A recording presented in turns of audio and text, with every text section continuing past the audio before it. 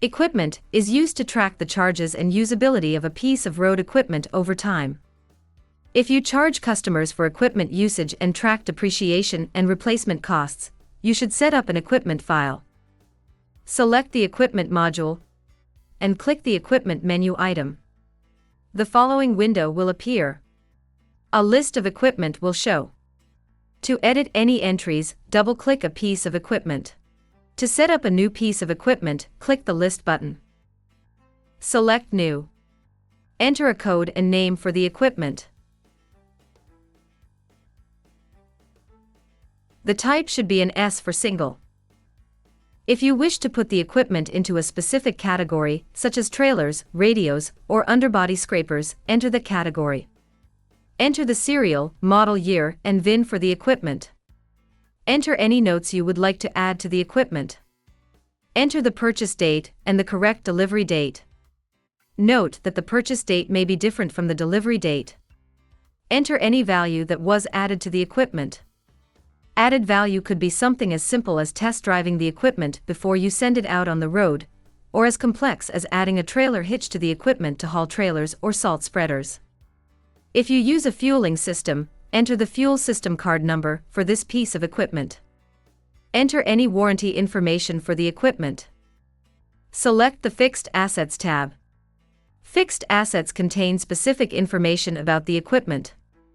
Enter the revenue account number you will credit when using this piece of equipment.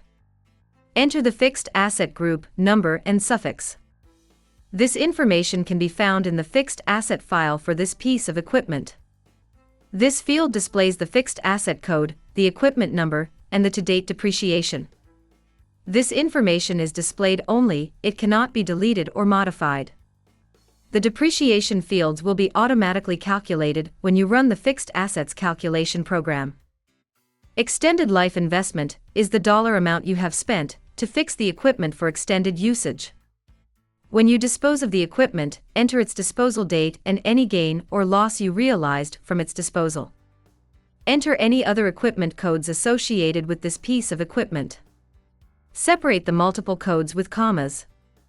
The replacement parts field may be used to indicate additional part numbers that are not entered into the other information tabs. Select the Vehicle Details tab. Vehicle Details contains useful information about the equipment. Enter the garage number, body type, and fuel type. If you want to track the equipment by miles, enter an M in the miles or hours field. If you want to track the equipment by hours in use, enter an H. Enter the estimated yearly miles or hours for the equipment usage. If you entered an M in the previous miles or hours field, enter the number of miles. If you entered an H in the miles or hours field, enter the number of hours. Enter the starting odometer hours. If this is a new piece of equipment, you won't need to enter a meter change work order number or a meter change date. Older pieces of equipment will already show this information when applicable. Select the Components tab. Enter all the component information for this equipment. Select the Specifications tab. A list of specifications will be displayed. To add a new specification to the list, click New. Enter the spec type. Enter a description. Click Save. Next, select the Tires tab. A list of tires and the quantity of tires assigned to this equipment will be displayed. To add tires to this piece of equipment, click New. Enter the tire code and quantity of each type of tire on the equipment. Click Save. This information is used by the Equipment Wheel Hour Calculation program. Select the Lease tab. If the equipment is leased, you should not enter any information for purchase-related prices or depreciation. Enter the lease cost, lease value, and lease end date. Lease payments made need to be posted to this account, where XXX is the equipment code.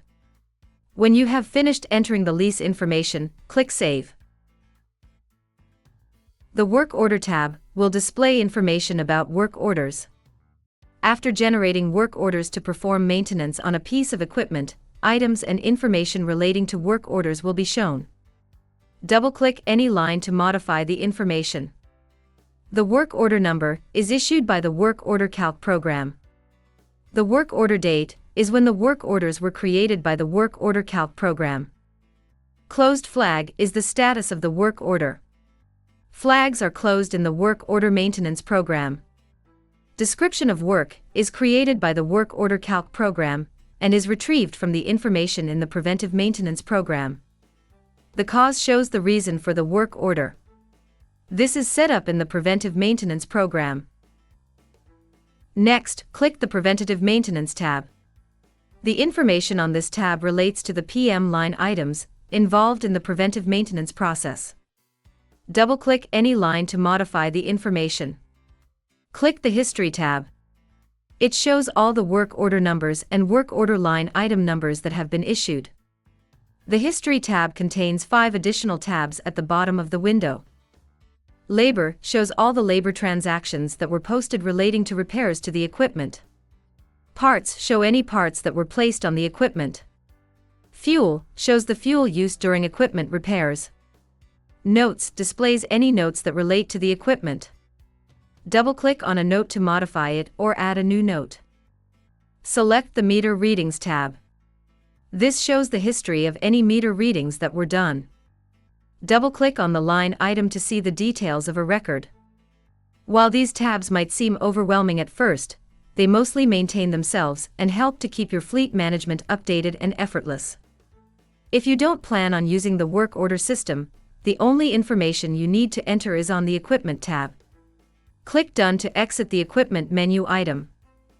You are now working smarter with ProFund Accounting. Thanks for watching. Be sure to like this video and subscribe to our channel for more content like this.